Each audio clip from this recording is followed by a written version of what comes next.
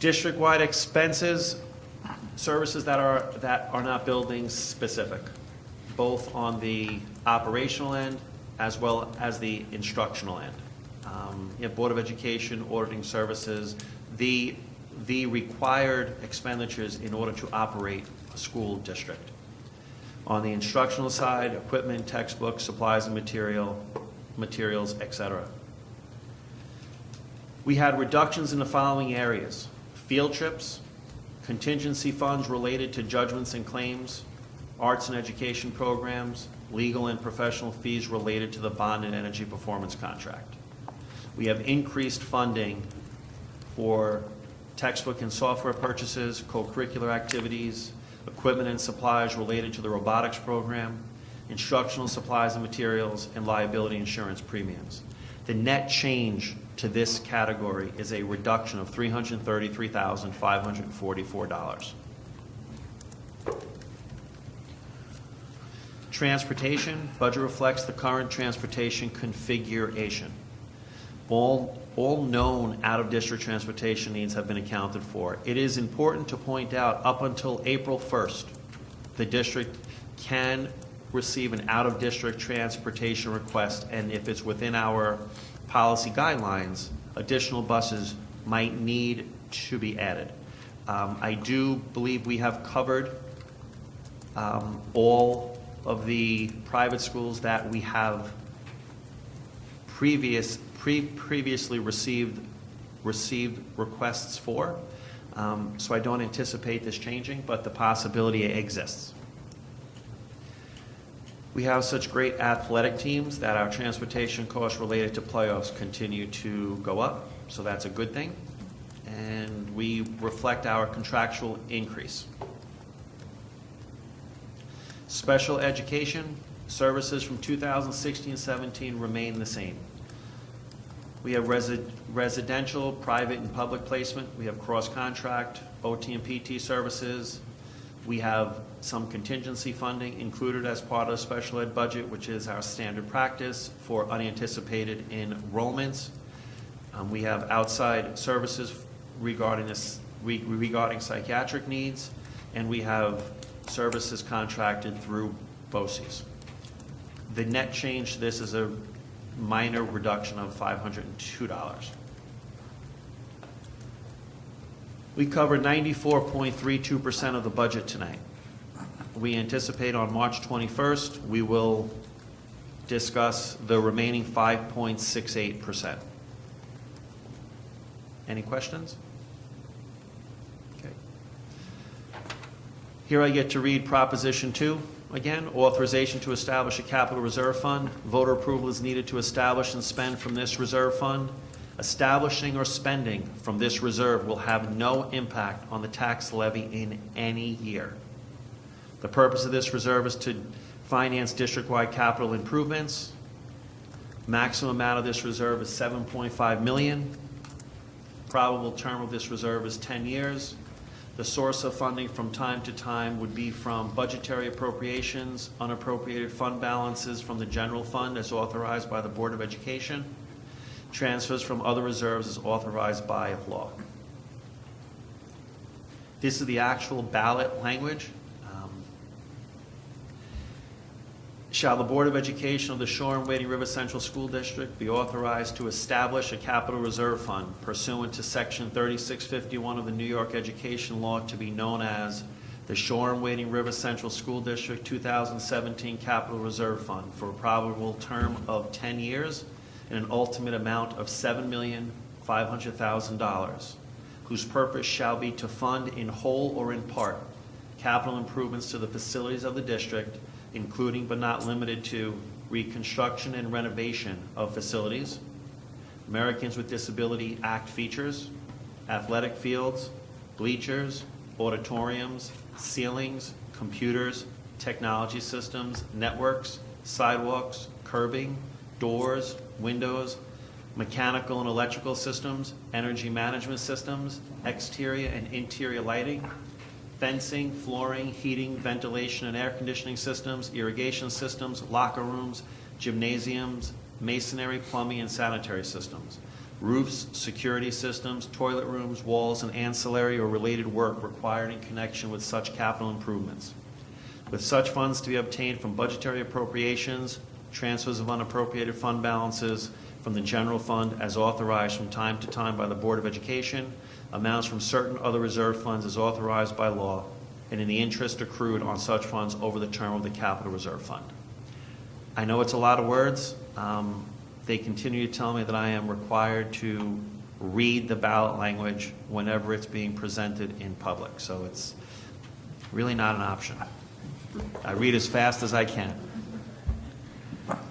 On March 21st, we will cover facilities, technology, athletics, curriculum and staff development, community programs, health services, and personnel.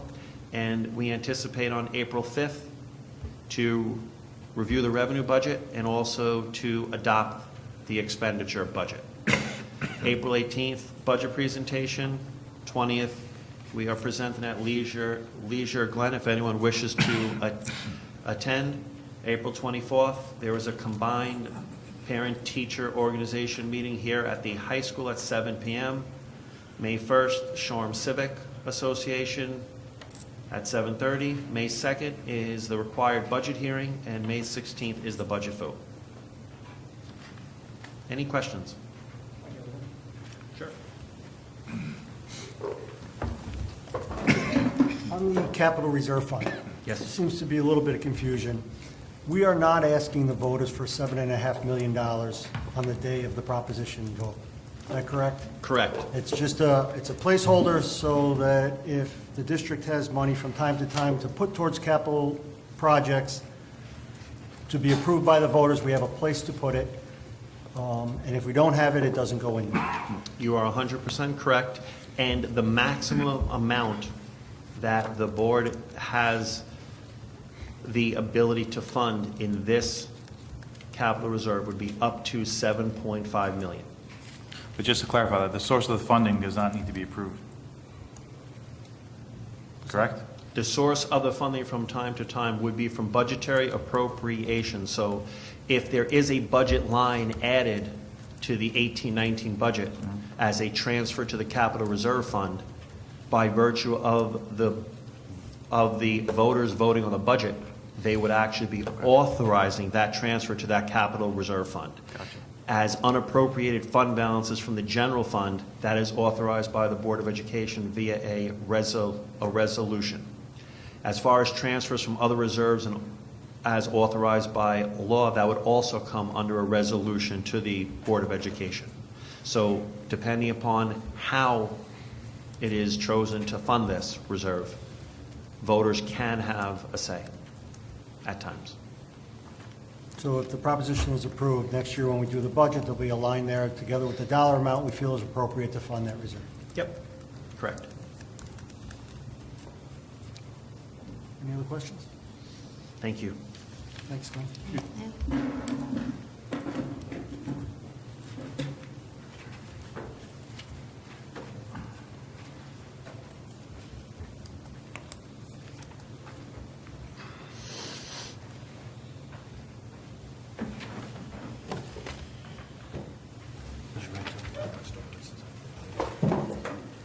Next, we have votes and resolutions.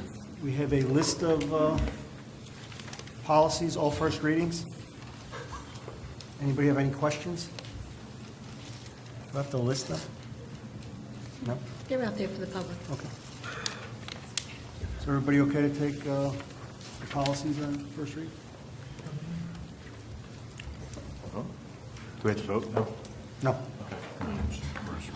Next time. Next, we have resolutions. I need to take one separate. Resolution 1617-213.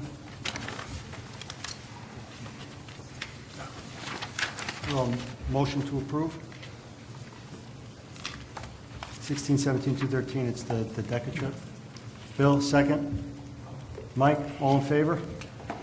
All opposed? All abstained? 401.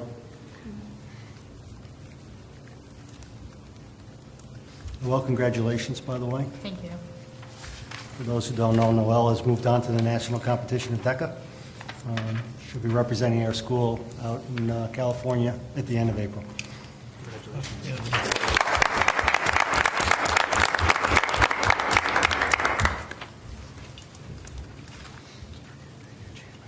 Any questions on any of the other resolutions?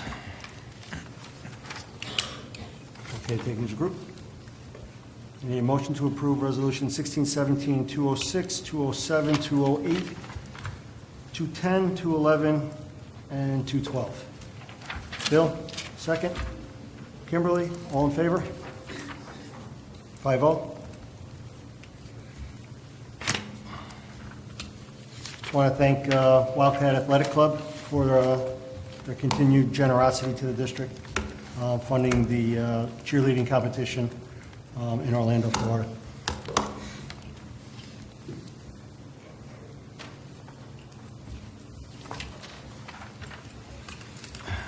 Any questions on personnel? No? Motion to approve? Mike, second. Kimberly, all in favor? 5-0.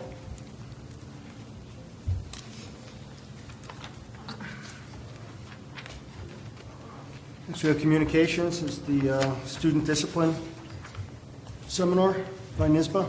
Anybody? I know Rob is going. Mr. Holtzman's going. Thanks, Dean. Anybody else want to attend?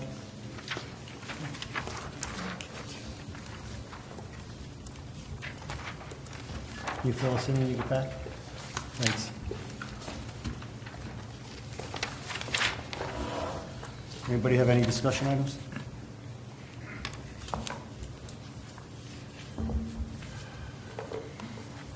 Any additional comments from residents? Make a line. You can just state your name. Hi, my name is Stacy Tinko. I live in Shoreham. I just have a question about the budget that's being proposed, the 6% decrease in the arts. What particularly is that? Do you know? Or can you speak of it?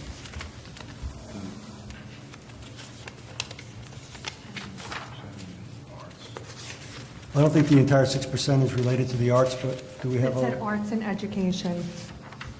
Right, it was among a list of things that included legal and professional fees and other items. Do we know the arts and education Well, I'm line item? I'm kind Yeah. of pertaining to it, like, is it going to be, like, items removed from the classroom, or what? The overall reduction in the district-wide expense category is 6.06%. Okay. The portion pertaining to the arts education programs is approximately $34,000. What those programs are were programs originally funded by a donation process that were included in the 16-17 budget. Okay. So what the actual programs are, I do not have the actual list, but I'm certain that it can be provided to you if you wish to contact me. Do you know who made those donations offhand? In years past, Well, were they PTO or PTA-related donations? in 15-16, I would have to say yes. Okay. All right, yeah, I would like to know where exactly it's being cut from, because at this point, like, how much more are you going to cut from the arts? The district should be moving ahead in a STEAM, not just a STEM, you know, having arts I and don't want to say it's education. arts. Yeah. If you could speak to arts and Absolutely. education programs, that would be great. Stacy. The Arts and Ed program is basically a program that's run through cooperation with BOCES that allows that each building identifies different presentations and programs that they can bring into the building or go out of the building on field experiences for. In the past, that has been, as Glenn was saying, a lot of that has been funded through PTA donations to support those programs. The district provides a contribution toward the Arts and Ed program. It is separate from the arts program. It has nothing to do with the curricular arts program. It has to do with the extended opportunities for presenters like artists that come into the district, or programs that we might run in collaboration with presenters that are outside of the district to enrich the programs. Okay. Those are, again, will be funded in all likelihood through donations from the PTAs and PTOs next year. Okay. We're not looking to cut back All right. on what we provide to our students in terms of That's my program. concern. All right, thank you. Thank you.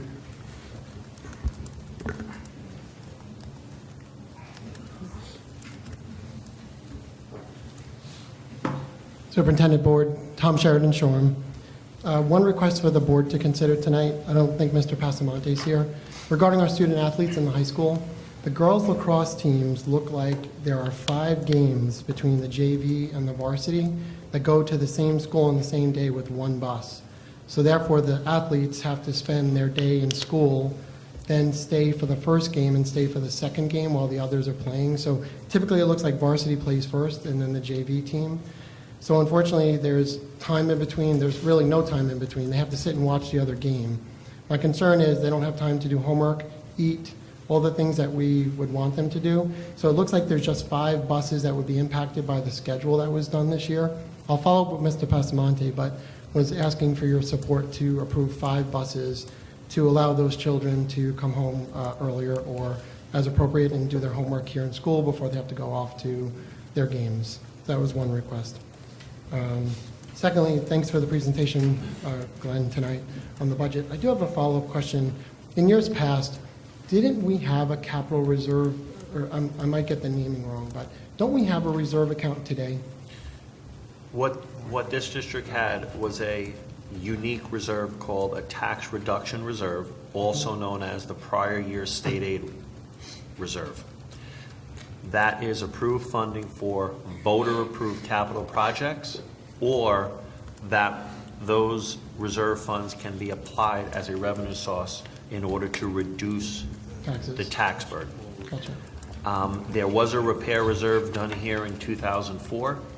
It carries a $24,000 balance, but other than that, I have no knowledge of a capital reserve still on our books or the last 10 years. I think what I got used to was where we used prior Year state aid. prior year state aid to pay down fund balance. I'm going to get the names wrong. Nope. To Prior carry year- forward, go ahead, sorry. Prior year state aid has been used for replacement of the district-wide oil tanks, science lab renovations, Correct. the technology and track proposition. So it would be, the process would be very, very similar, that we would present to the voters the anticipated use of those funds and request voter approval for the spending of the capital reserve money. What is actually unique about a capital reserve is there is a time frame attached to it and a specific list of items that the funds can be used for, where the prior year state aid only had two clear distinction. Any voter-approved capital project, or to be applied as a revenue source to Got it. offset. So if you have funds that are from the prior year state aid that are left over, they stay in one account, is what you're saying? Yeah, they are required to stay in Gotcha. the tax reduction reserve. Got it. And then there's this other account we're looking to set up with really unallocated funds at the end of the year. Is that what I'm Yes, understanding? Got correct. it. Okay. That is one way to fund them, That correct. cleared it in my head. Okay, that's one thing.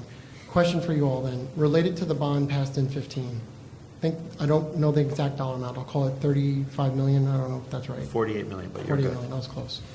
I'm not kidding, joking. No, joking. But you're 35 million on 35 the was bond. the bond. 35 million, I knew there was a 35 somewhere out there, all right? So for $48 million, did we, question, did we already borrow the 48 million, now we're paying payments on it, and it's sitting in an account, or no? No, we have borrowed 10 million Okay. of the 35 million, Is it 33?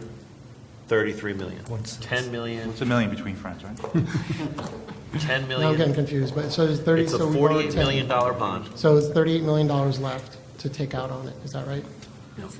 We're going to back up. Okay, thank you. I lost you when you said the 33. The bond is split between 48 50 million. money we're 50 borrowing million and money we used. had from the prior year state aid. Okay. So what's the Ready? number, We're Glenn? going to I'm back sorry. up. Yeah, I We're going to lost start you with a again. $48 million bond. $48 million, back We're up gonna 10. We're going to subtract 15 million, which was the prior year state aid allocation. Okay, So you're down to 33 million. got it. For the 16-17 school year, the Mm-hmm. district borrowed 10 million in what's called bond anticipatory notes. Got it. We have to pay the 10 million back this June. On the same day, we are going out to bond and issue the serial bonds for the full 33 million.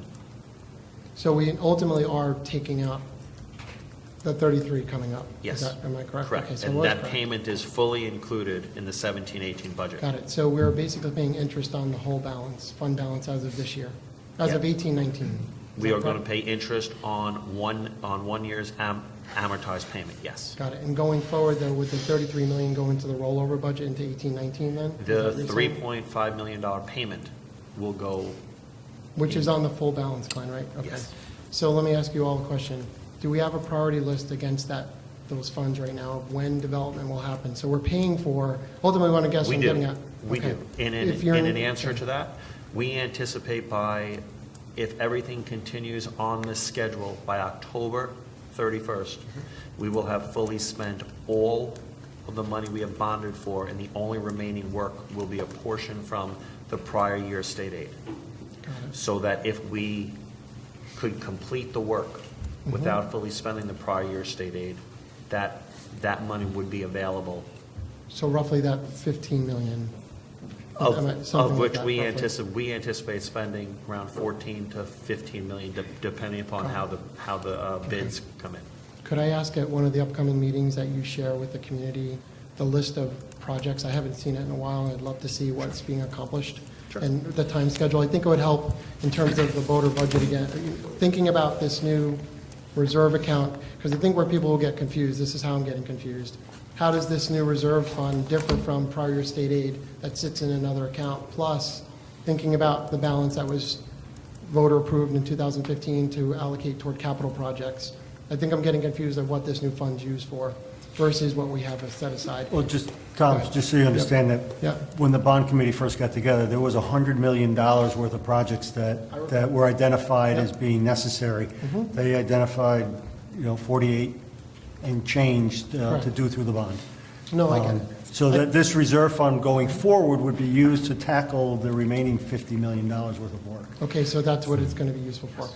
The other thing I was going to comment on is the reason we got in the position we got in the position for was the buildings weren't kept up. So I didn't know if that was the other purpose of it, is to continue to just keep up with the house, quote unquote. It does present the board an opportunity that as additional state aid begins to be received on the bond projects, that as opposed to that additional state aid be applied as a revenue source for recurring expenditures, the board has the ability to allocate those to a capital reserve fund in order to do exactly what you said, use the bond proceeds that's generating up to about 35% state aid for us Because you get to some pay reimbursements. additional work. Correct. You get some reimbursements. Okay, I'm starting to follow. So if you don't have a place to store those funds until the projects are gathered together and bundled, so you could do a substantive project and take advantage of economies of scale,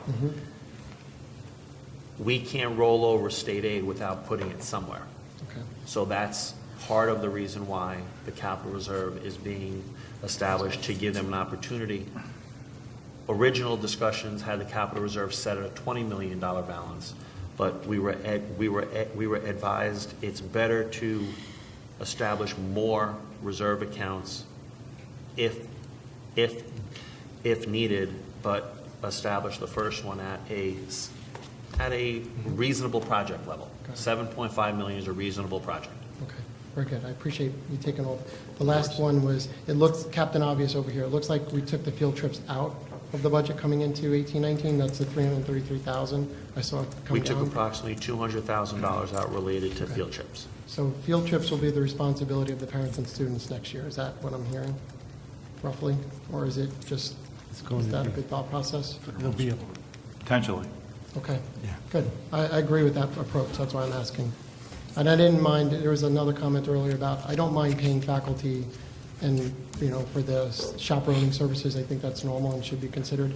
But I do believe that field trips are nice to haves, and I think that we should also pay for those as parents. That's my belief. And other students can fundraise or do other things, so I support that position. I don't think we should be paying for it out of our budget. There was the last point, and I forgot it. I think I'll table that one for now. That's all. Thanks, guys. I just Appreciate have a quick question for you. How long are the lacrosse games? it. How long? They're usually about an hour to an hour and 15 minutes, give or take. So you'd be looking at, so I'll give an example.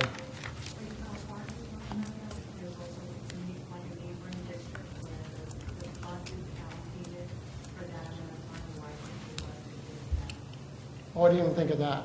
That's a good question. I didn't even think of that, Stacy. My item was either 2 buses or have the bus just take them back. Yeah, I don't even know if that could be potentially.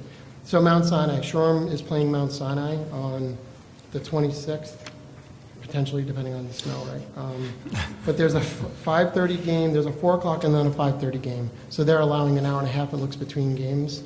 So figure this game goes at least another hour to hour and a half. So say 7, they won't be back here. Mount Sinai is close enough, Stacy, but I think about others. There's down in Eastport, South Manor, Sayville, Islip. So there's other destinations that are further. So that's where I'd ask you to probably just. But that's true with not just the girls lacrosse team, it's true of every team, right? Basketball team does it that way. I mean, normally the JV and the varsity pair up, they travel together, and they travel back together. Be advised, Mr. Sheridan, that if a parent, after the contest, if a parent brings a note and provides it to the coach, the parent can't take the child home. Yes, of course. I understand That's that. been a practice that I've been in contact with Mr. Passamonte on this issue, and he advised me of that. No, understood. I just think it's a long day for the students is ultimately what I'm getting after. And this would enable that to hopefully break that up. Thank you. Thanks for the Thank you. consideration. Any other comments? Gentleman in the back? No? I was going to ask one thing. I think something was cleared up. I'm Kevin Ward, and many of you remember me. It's been a while. Glenn is shaking his head.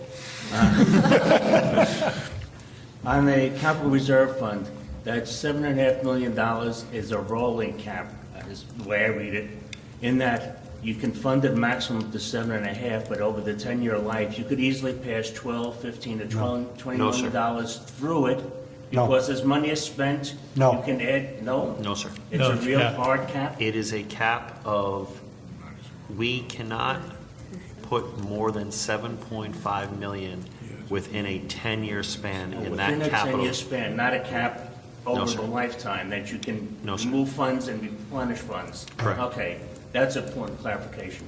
Okay. Because I thought maybe it was rolling, there was a way that you could keep rolling money through. No, sir. You know me better. Well, what else? Maybe that's why he asked the question. You know me better. Okay, and the other thing I think John said was something about, none of this affects the tax rate, or basically that way. Yes, sir. Directly, you could say that, indirectly something. If you put a line item into the budget that designates money for that, then that effectively is rolled into what the tax cap is going to be, or what the tax rate is going to be for that year, because you've identified in the budget a line item that could go in there. Correct.